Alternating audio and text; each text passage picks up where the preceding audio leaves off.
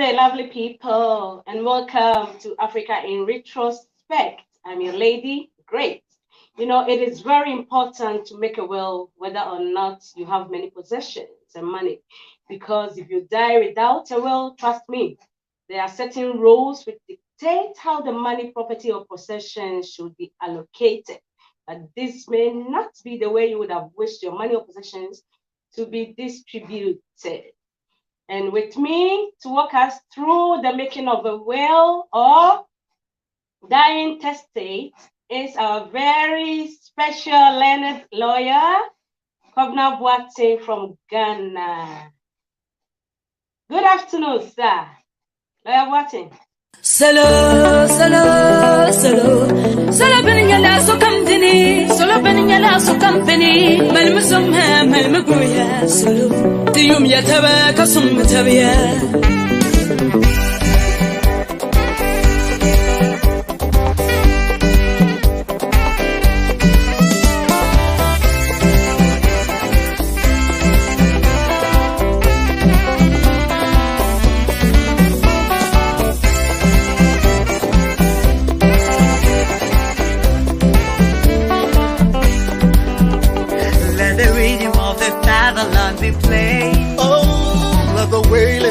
Black woman be heard. Oh yeah, let us stomp of her feet, the energy of her youth, and the knowledge of the truth set you free.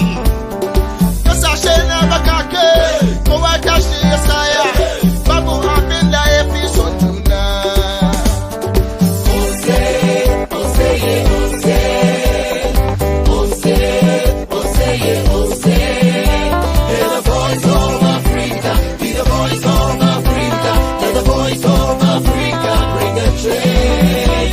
Be the voice of Africa, be the voice of Africa, sing the song of Africa for a change.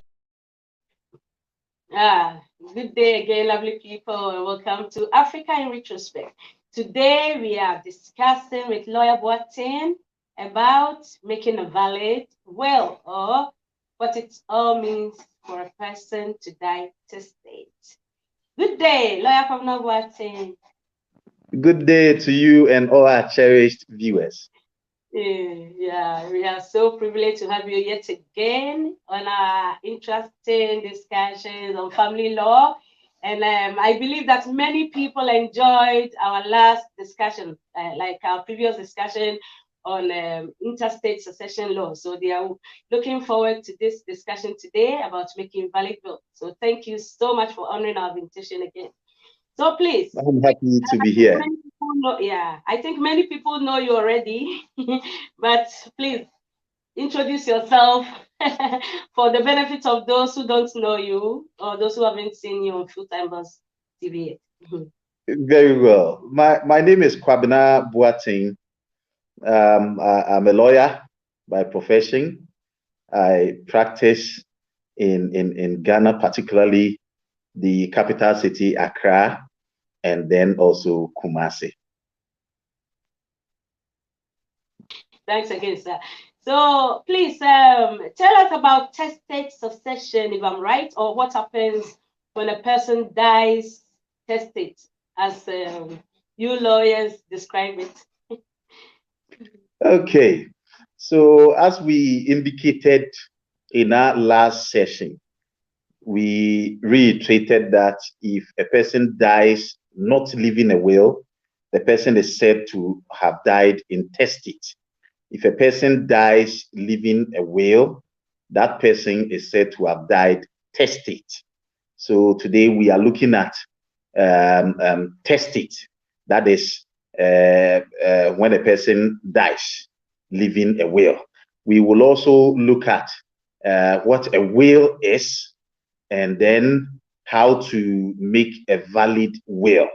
And then we will try to also go through some of the laws of Ghana that affect the making of a will.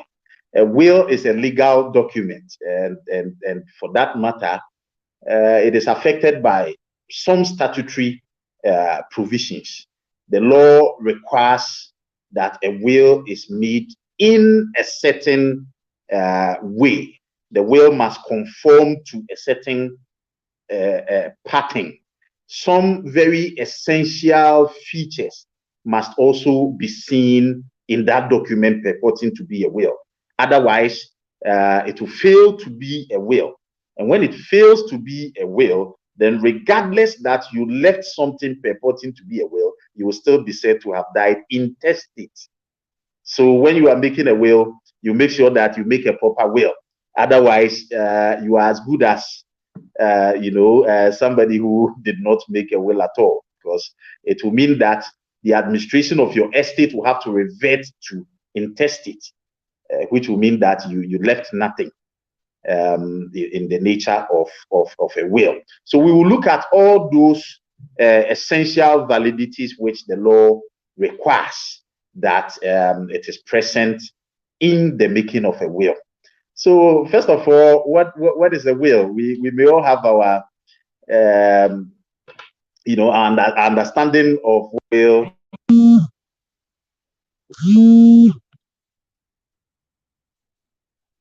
We will come to that part, but now I want you to just explain what it means for a person to die testate, or what happens, like if a person makes a valid, as you explain. And then next, I want you to tell the difference between dying testate and dying intestate.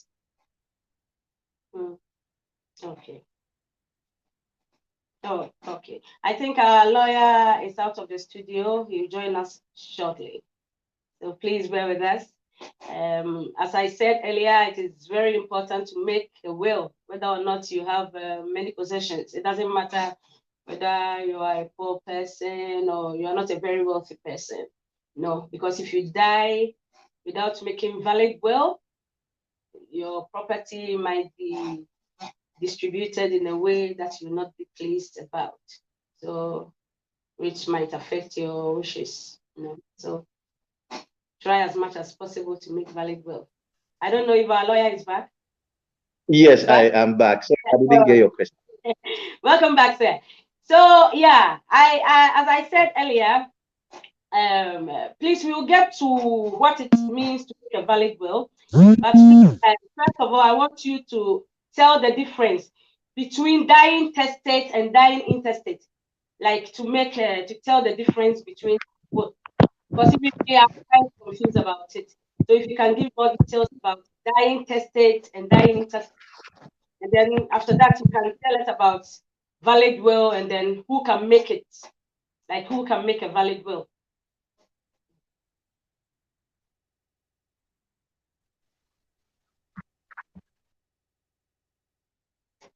Hello, sir. Oh, it seems that the network is disturbing today. I don't know. Anyway, yeah, I believe that our lawyer will be back in the studio with us in a few minutes. So please, lovely people, be patient with us, and so sorry about everything. Our lawyer will be back with us shortly. No, I believe that you're going to have an interesting, a very interesting discussion today. And please, if you have any question or contribution, you can leave it in the comment section while waiting for our lawyer to I think he's back, right? Yes, I am. Sorry. Okay. Welcome back again, sir. So, as I said, you can tell the difference between dying testate and dying intestate because it sounds similar. And then after that, you can also tell the audience what it entails to make valid will and who can make one. Maybe they have a specific age group or certain elements that affects, or certain conditions that affect the making of a will. So please, you can go ahead. Very well. So the thinking which we have said this morning is that if you die leaving a will, you have died testate. If you don't leave a will, you are said to have died intestate. Now, we have also said that certain provisions of the law affect the making of a will. And so the law will require that just as the provisions of the act is. Just as the law mandates that we make a will, your will should also conform to that procedure. Now, in Ghana, our testate arrangement is governed by an act, and that is the Wills Act 1971, Act 360. So that is the law governing wills in the jurisdiction of Ghana. And this act will specify all the essential validities or requirements, as well as all formal validities or requirements. And so we will go into it and then go through some of the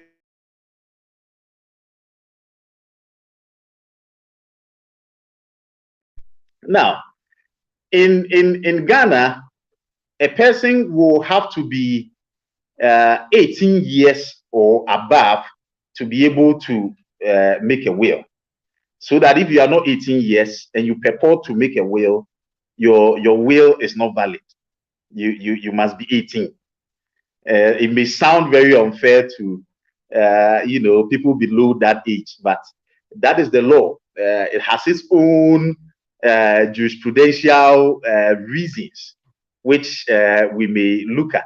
If a person is below 18 years, first of all, the person cannot be said to have amassed enough for himself or herself.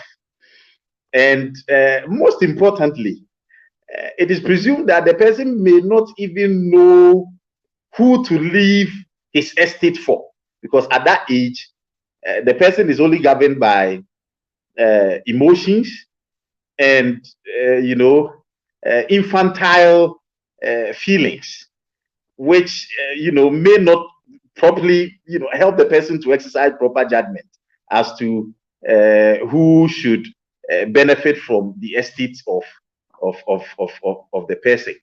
And so we will leave it that at that age we will let you grow.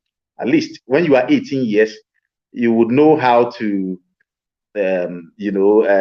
distinguish what is genuine and what is not genuine in terms of relative to relationships. And at that level, we can see that you can make sound judgment as to who you want to leave your estate for. So in my thinking, these are some of the jurisprudential underpinnings, for which reason we have limited the making of a will to persons above 18 years. And we will also look at what the law describes as testamentary capacity. Testamentary capacity. Anybody making a will or a testament, a will is also known as a testament. Anybody making a testament must have the capacity to make that testament. One of those capacities, of course, is what we have mentioned. You must be 18 years or above. Secondly, you must be a person of sound mind. You must not suffer from any insanity or anything close to that.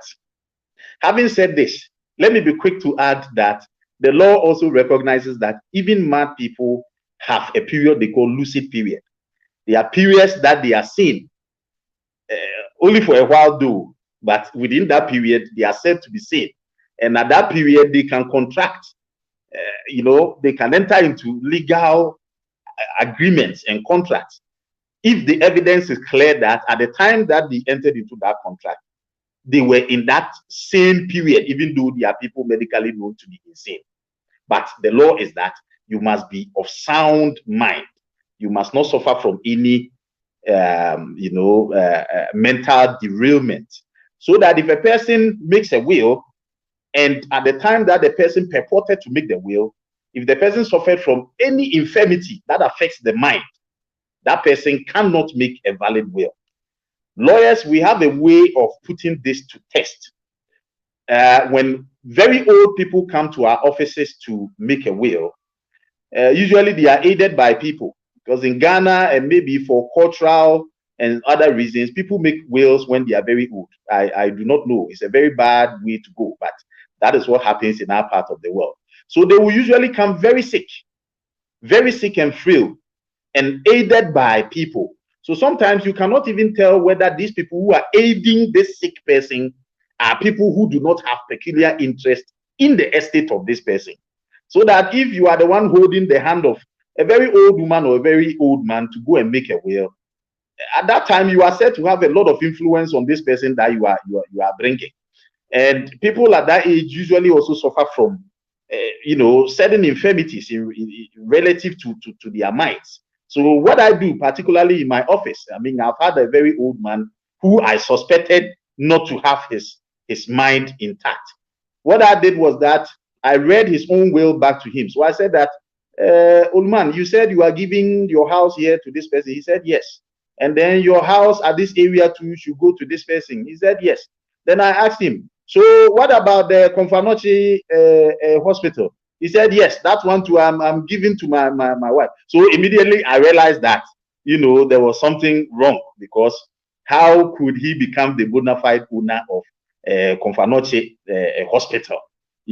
So we use these things to determine whether the person is in control of his faculties or not, because the law requires that the person must be sane and the person must be in control his faculties. And again, we are also looking at the fact, and this is very important, this third point is very important. The law is that nemo dat quod non habit. This is a Latin word, which is one of the legal principles lawyers see a lot. Nemo dat quod non habit. What it means is that you cannot pass on something that does not belong to you. If you are not the bona fide owner of a property, you cannot purport to give it to another person. What it means is that the person receiving that property will get nothing, because you have nothing. So what this will mean is that the property that you are seeking to transfer in the will, the property which you are seeking to devise in that will, you must be the owner of that property. So if the property is not for you, even though you have devised it in your will, when you die, that disposition will not work, because you are not the owner and you cannot seek to transfer something that you do not have. So this is very important. We've had problems, especially in our part of the world, where people put so many properties in their wills when they are very much aware that they do not have valid title to those properties. It works a lot when a person becomes a Kashmir successor or becomes head of family, and the person is entrusted with certain family properties, because they've been entrusted with it and they have benefited from the proceeds of that property during their lifestyle.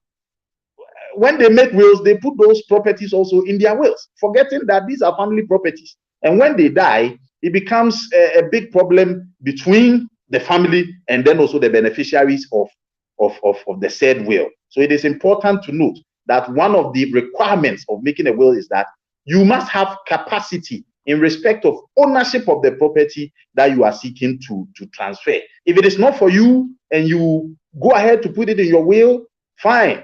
One day when you are no more and you expect that the named beneficiaries will benefit from it, they cannot benefit from those properties because they are never yours. So these are what we call elements of testamentary capacities. The person must be of age, the person must be of sound mind, the properties must belong to the person before elements seen in the purported. So we will move on to another area or formal. These will relate to the document itself, how the law requires that the will document will look like. And these are also very important, because you may be able to satisfy all the elements of testamentary capacity, but if you fail in the formal validities, your will not be a proper will, and your estate will reverse to intestate estate. Your wishes in the will cannot come true. And these are very important that we should know. The law requires that wills are written. This is basic. Everything purporting to be a will must be written. So if it is not written, forget about it. If you intend to make a will, write it down. Or type it out. I have this feedback. I don't know if it's okay. He's getting feedback. Okay. Yes. So it must be written down before the law will accept it as a valid will. There are exceptions. Then the only exception created in the Ghanaian law is a military person in active service.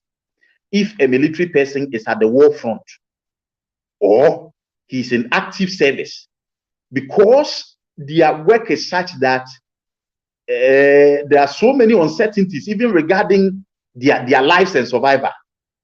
The law permits that if he's in active service and the situation is so dire, he can make an oral will in front of 2 witnesses. So you should be in the security service. That's the requirement. And you must not be sitting at your home. You must be in active service. So whilst in that service and at the heat of the moment, if he calls 2 people and make declarations to them, that will be honored as a valid will. Otherwise, any other person, be it the Pope to the last person, the altar boy, everybody is expected to have written what they purport to be their will. If it is not written, then you did not make it. Yeah, I have a question because I heard about something called a dying will. So can you tell the difference? Like, yes. Is there anything like dying will? We have what in a Ghanaian Kashmir law we call sometimes in Samanseo is also referable to a will, but we have another form called a deathbed declaration. It does not qualify as a will properly so called, but it is valid to the extent that it may confirm a gift made to some. If you make a declaration of a gift to somebody, the person takes the gift and offers what we call aseda, thanksgiving. Then the gift is sealed. So if there are such oral declarations, they may go to confirm such gift. But these do not have wills. They do not. And because wills are governed by statute, whatever is purporting to be a will must strictly be in accordance with the statute. The law will not allow anybody to, contract out of the statute or decide to do anything out of the statute. It must conform. And so these things, yes, in custom, sometimes we recognize it, but as against what a will is and how it is prepared in Ghana and also in Commonwealth countries, it has to be written. Yes. So having made that point, we will proceed to look at some other formal validities. The law also requires that after the depositions are made, the will must be signed by the testator. It must be signed by the testator. It is very important. If the will is not signed by the person making the will or purporting to make the will, it means it is not his document. And upon the death of that person, this document cannot be admitted into probate. So if you make a will, don't forget to sign it beneath the dispositions. Let me also add this very important point. If you make any disposition beneath where you have signed, those dispositions will not be effective. So you make sure that you list all the properties and who you are giving them to before you sign. If after your signature, we see some further depositions beneath your signature, those depositions will lapse. They will fall into intestacy. So the law do not require that after your signature, we will still see devices.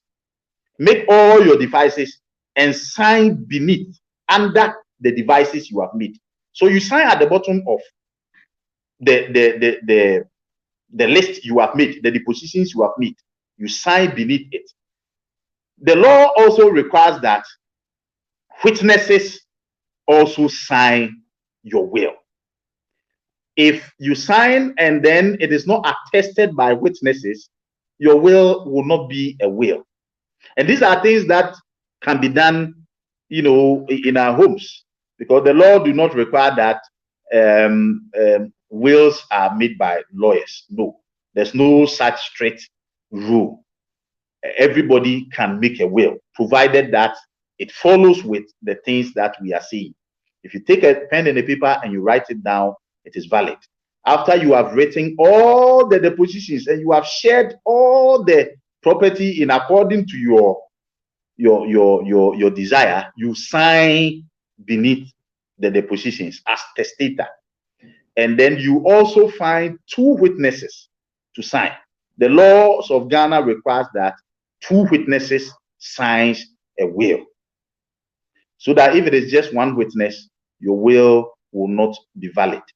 Your will must be attested to by two witnesses. The law also requires that these witnesses must be present at the same time, and they must see you executing the will. Two people, they must be present at the same time, and they must see you executing the will.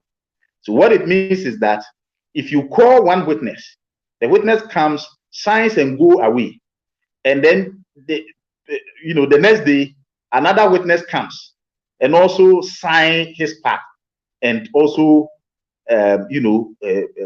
go away, your will is not valid, because the law is requiring that two of them must be present at the same time, and they must see themselves executing your document. So this is a very important ingredient. We have problems with some matters that came to court regarding these things. You put a witness in the box.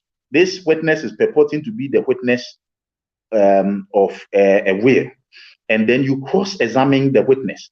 That you see, you never saw the other witness executing the will in issue.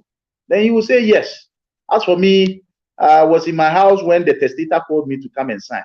And when I went, he told me that yesterday he called the other witness to sign, and today is my turn to come and sign. What it means is that will is down.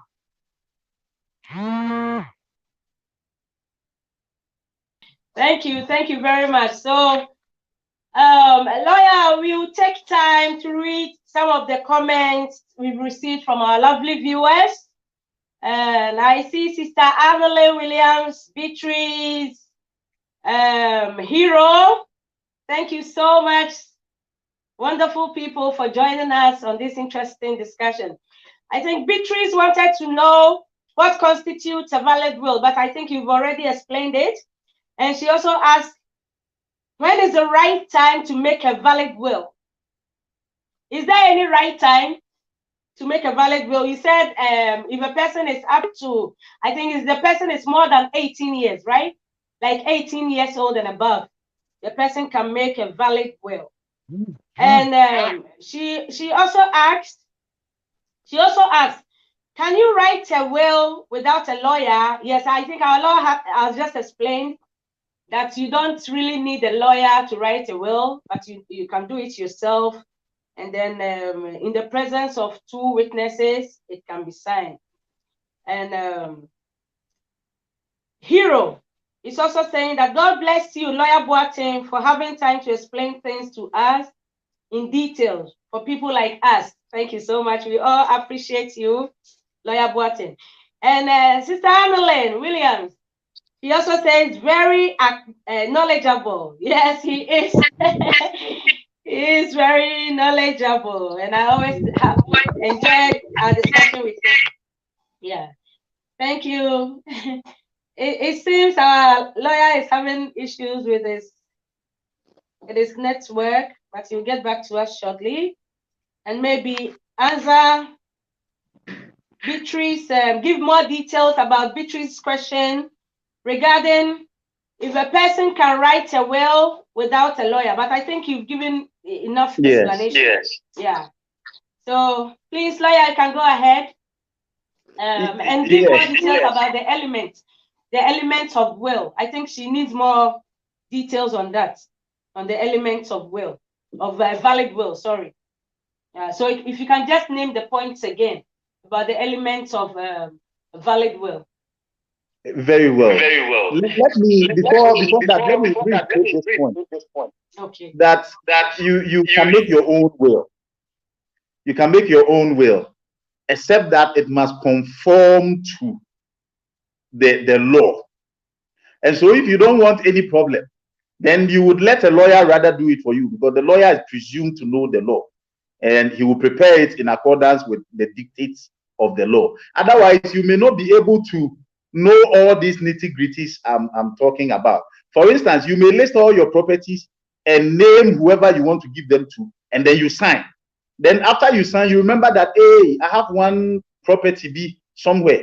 Let me add it. Then you will write under your signature. And what it will mean is that what you have done is not valid. So because of these nitty-gritties, it is always safe that you get professionals to do this for you. And yes, let me reiterate the points that we have made so far. First of all, we have said that wills must satisfy some testamentary capacities. The person making the will must possess some capacities. And one of these capacities is that he must be 18 years or above. You must not be below 18 years. Secondly, you must be a person of sound mind. You must not suffer from any mental frailty or derailment or infirmity in the mind, not your body. You can be incapacitated in some parts of your body. It will not disqualify you from making a will. The disqualification is solely on mental, infirmity. That is the only disqualification. And also, you must also make sure that the properties that you are purporting to give to people, it must be your own property. So you do not put properties of other people there. And you do not also put properties that you are only holding trust. If you are a trustee, what it means is that it doesn't belong to you. So don't purport to give it out in your will, because it will not work. So these are essential things. Then we are also looking at some formal validities. When we talk about formal validity, we are looking at how the document itself should look like, the will document, how it should look like. And we have said that the law requires that the testator must sign the document. And after you have signed, don't make any further depositions. Make sure you have made all your depositions before you sign. And when you have signed, the law requires that 2 witnesses must attest. They must sign. And in signing, they must be together. They must see each other, and they must witness that you executed the document. So what it means is that you must call these 2 people and tell them that this is my will. They need not know the content. The law do not require that you tell them the content. All that the law requires is that you call them and tell them that this is my final testament. This is my will, and I am executing it. Then you sign, and you tell them that I want you to execute it as witnesses. So they also go to the bottom of the document and sign beneath your execution where you have signed. You will also put their names there, their addresses, and sign. 2 people, not 1, 2 people. So these things must be present. Now, talking about witnesses, let me put in this before I forget. If you intend to make a deposition to somebody, if you intend in your will to give property to somebody, do not make them witnesses of that will. Immediately they become witnesses of the will, the depositions to them will lapse. So you have a son, you have a daughter, you want to give them a property. Don't let them sign as witnesses, because if they sign as witnesses, they cannot benefit from that will.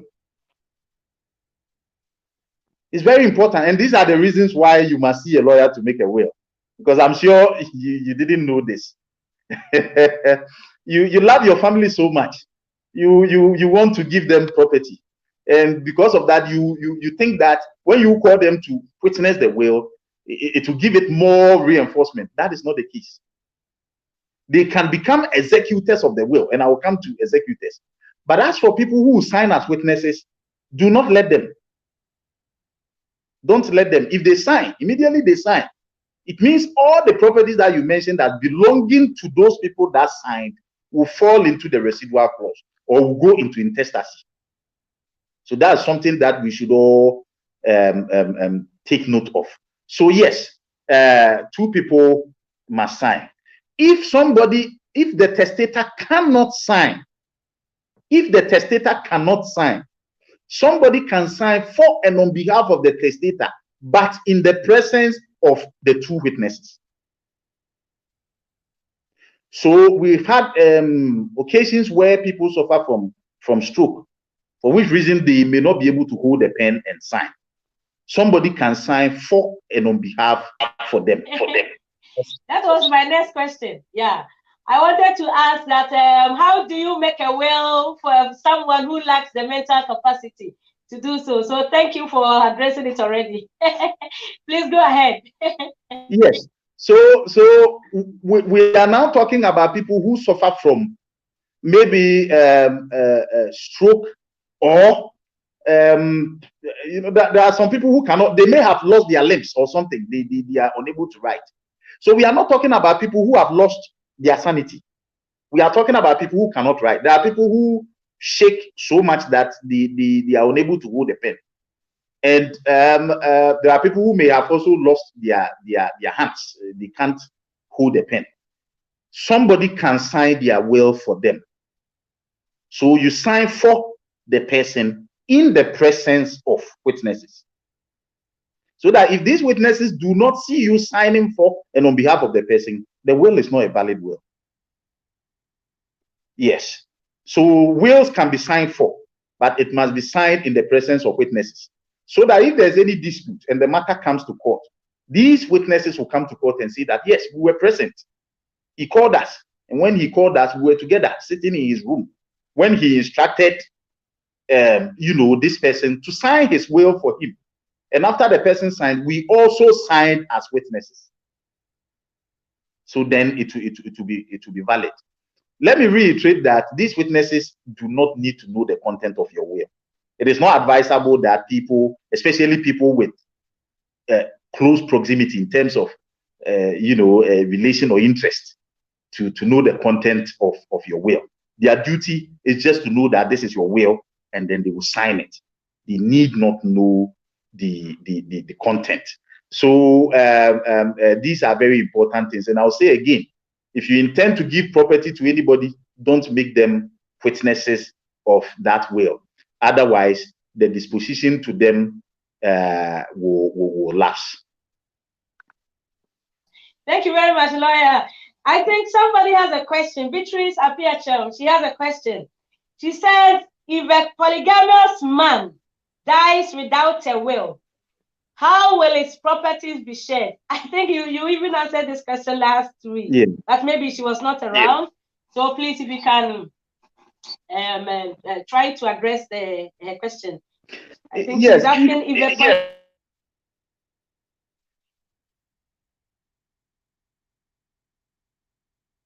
Yes. What it will mean is that the person died intestate, and the intestate succession law regulates how intestate properties are shared, and the entire estate is divided into 16, and 9 out of the 16 goes to the children, and then 4 would go to the surviving spouse or spouses. So the part belonging to these spouses would be shared equally. They will become joint tenancies in common in respect of those properties. They will jointly own that property.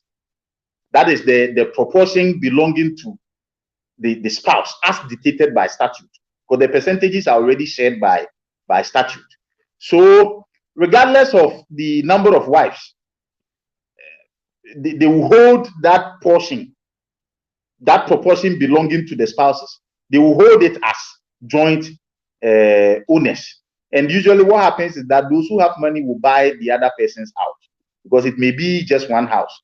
And because they may not all be able to cohabit in that house, the richer person may value the entire estate and pay the other people off, so that she will then become the absolute owner of that property. Explain, lawyer. Thank you so much. Thank you so much. That's why, as I will not say, because our channel is a Christian channel, to recommend that to avoid all these issues. 1 is better, I believe. I think so too. So that after your death, it will not be chaotic behind you. So what about that writing a will without a lawyer? Okay, I think you've addressed that already. You've addressed that question already. Yes. So, yeah, Beatrice was again asking that when is the right time? When is the right time to make a will? The right time. Because I think you earlier mentioned that 18 years old and above is okay, right? Yes. And for wills, the earlier the better. It is because of the uncertainty of the lifespan. I wish we were all able to look through the crystal ball and tell when the time is closer. You know, but God did not give us that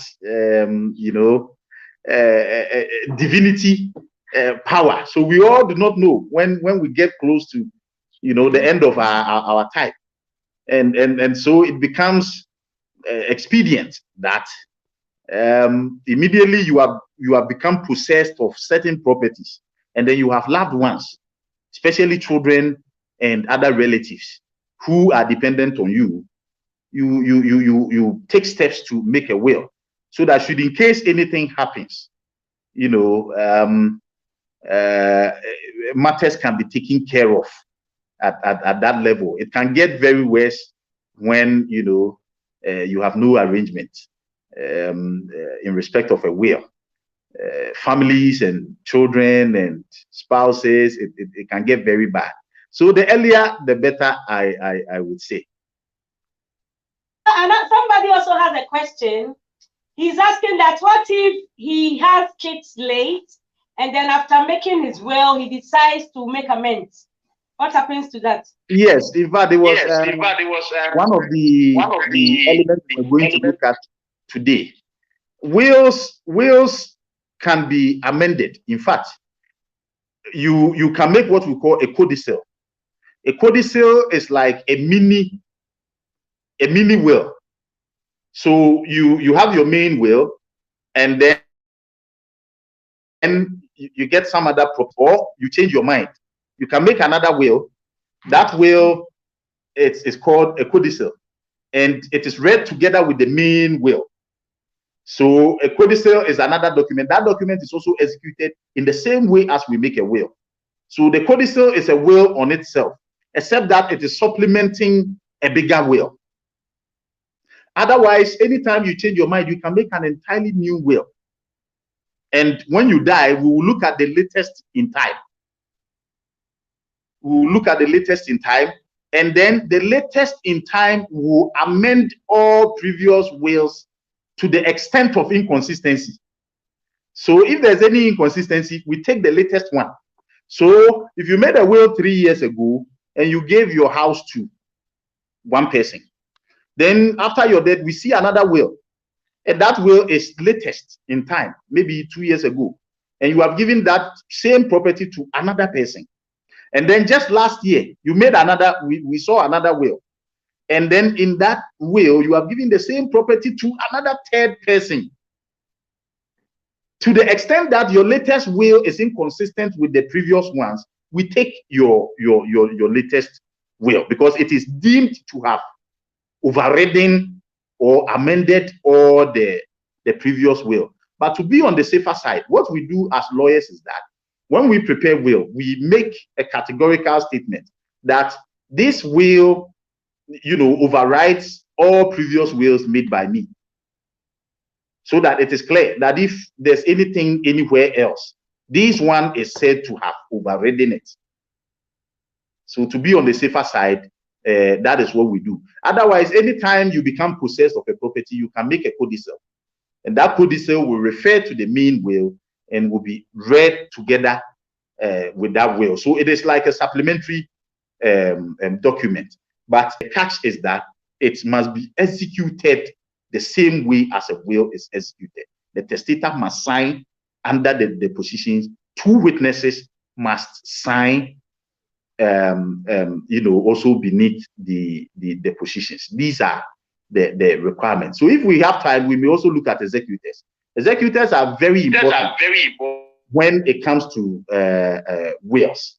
You know that when you die without leaving a will, those who go to court to get letters of administration, they are called administrators. If you leave a will, these people are called executors. So anybody wanting to make a will, you must have at least 2 persons in your mind who you trust, and you know that when you are no more, these people can run your affairs very well. And this executorship is a position of trust, so that if you don't really trust the person to go strictly according to your dictates, or if you do not trust the integrity of this person, then you have no business naming them as executors. Because when you are no more, they are going to be seized with your properties. And they must go to court and also get document probate. We will come there. I will explain that. So they will have to share the properties as you have stated in the will, and give title documents to those that you have named. It's a position of trust, and these people are called executors. As for executors, your children can be your executors. You can make the beneficiaries, the same people who benefit in the will, the same people can be your executors. In fact, it is safe to do that. It is very safe to make your children your executors, so that they will go to court and get the necessary documents and vest the properties in themselves. This is different from witnesses. As for witnesses, I've said that don't let your children or anybody who would benefit under the will, don't let them sign. If they sign, they will be disinherited. But as for naming them as executors, it is safe to make them executors. The reason is that we have seen instances where people are named as executors. After the person dies, these executors play a lackadaisical role. You do not really, they become influenced by some other people. Instead of going to court to get the necessary documents, they slack. And so it is always safe that those that you are giving the properties to, you make them the executors of that said will. Otherwise, you look in society, somebody who knows you, somebody that you have a personal relationship with, somebody who you trust, cannot be corrupted, and you name them as the executors of the will. So these are very important things that we should look at. A will can also be revoked. When you make a will, it is in perpetuity. You can decide to revoke time. And this will be revoked by executing another document to say that I have revoked my previous will made on this date. Then you sign. Then witnesses will also sign. So this document must be executed in the same way as you made a will. So remember, whether you are making a codicil, that is a supplementary will, or you are making a document that will revoke a will, always remember that these documents are executed in the same way as the will was made. That is, testator must sign, two witnesses must sign beneath the testator. So that is. Yeah. How? Thank you very much, lawyer, for the clarification. I have a question. So, what if you don't have any trustworthy persons, as you cannot make your children sign the will, but they can be executioners of the will? So, what if you don't want your children to be executioners of the will, but maybe you want a lawyer, or somebody, because it's very difficult to come by a person that you can trust, you can truly trust, because in this modern time, it's not like the olden days when people were afraid of what the lesser gods would do to them and stuff. What Antoine and you understand will do in case they miss the way. But what if you don't really have any trustworthy person? Can you make a lawyer your executioner or something?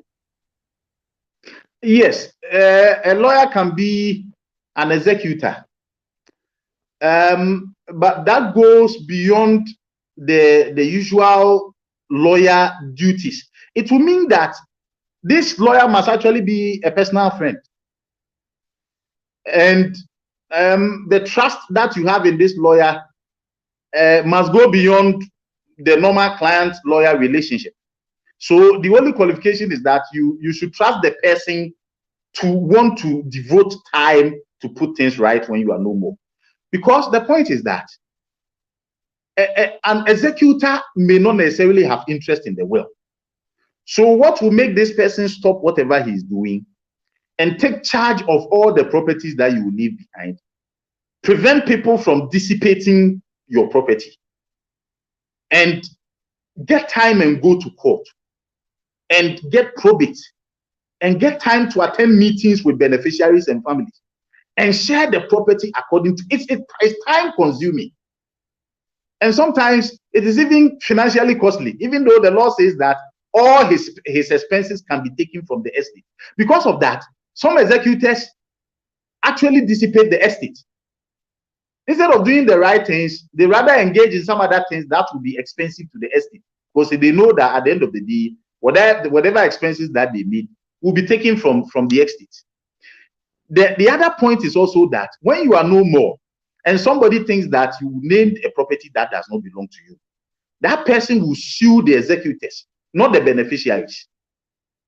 So if your children are the beneficiaries of the will, the person will not sue your children. The person will sue the executor. So the executor will have to go to court and defend your will. So that person must love you enough to be able to do all these things for you. And that person must also love your children. He must be somebody that cares for those that you care about. And that is why usually we pick people who know us very well and know our circumstances and know our family, know our children. Because imagine if your family members sue the executor that this house that you give to your children is a family property.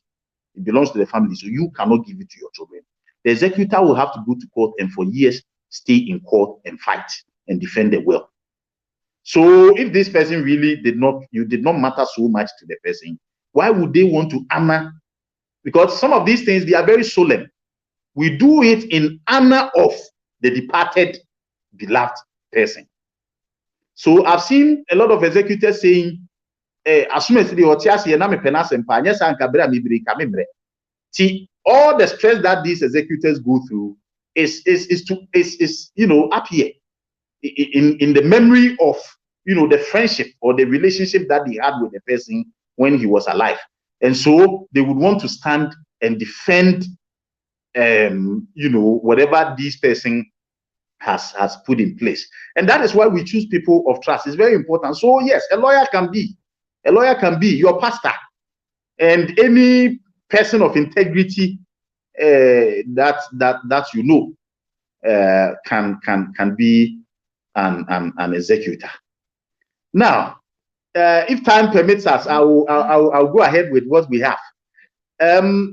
Immediately a person dies, the will must be brought to the High Court. In fact, the law requires that when you make a will, you deposit a copy. You may, it's not compulsory. You may deposit a copy at the High Court, so that immediately you are dead, all persons concerned must be aware of the will.